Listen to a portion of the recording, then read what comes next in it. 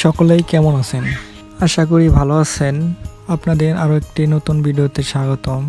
আমি কয়েকটি ভিডিওতে বলেছি আমার দেশি মুরগির বাচ্চাকে ভ্যাকসিন করব। তো আমার দেশি মুরগির বাচ্চার বয়স 7 দিন। তো সেই জন্য আমি আমার দেশি মুরগির বাচ্চাকে একটা ভ্যাকসিন করব।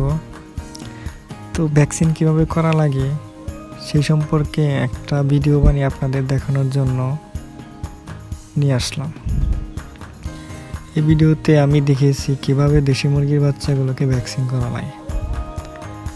তো আমরা আর দেরি না করে আপনাদের এখনই দেখিয়ে দেব কিভাবে দেশি মুরগির বাচ্চাগুলোকে ভ্যাকসিন করতে হয়। আপনারা যদি দেশি মুরগির বাচ্চাকে ঠিক মতো ভ্যাকসিন করেন তো আপনাদের দেশি মুরগির বাচ্চা কোনো বড় ধরনের রোগ হবে না। মুরগির বাচ্চাগুলো সুস্থ থাকবে।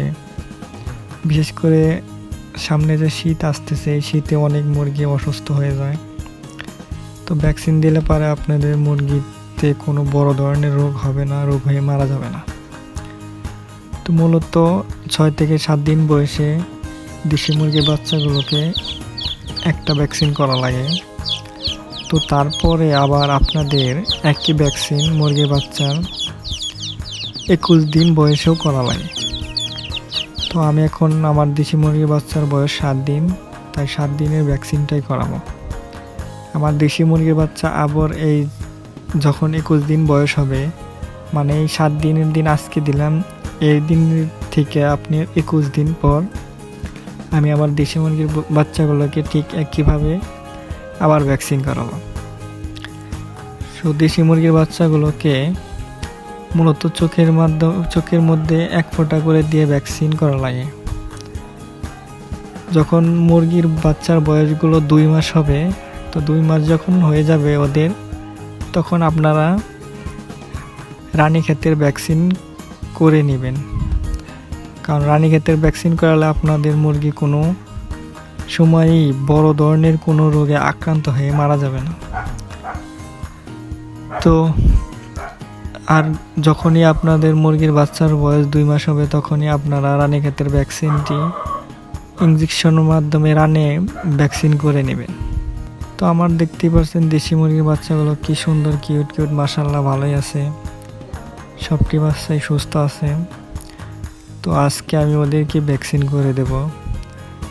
এর সাথে আমার আরেকটা মুরগির বাচ্চা যখন 7 দিন বয়স ছিল, ওইগুলোকেও আমি ভ্যাকসিন করেছিলাম। ওইগুলোর বয়স আজকে 21 দিন হয়েছে।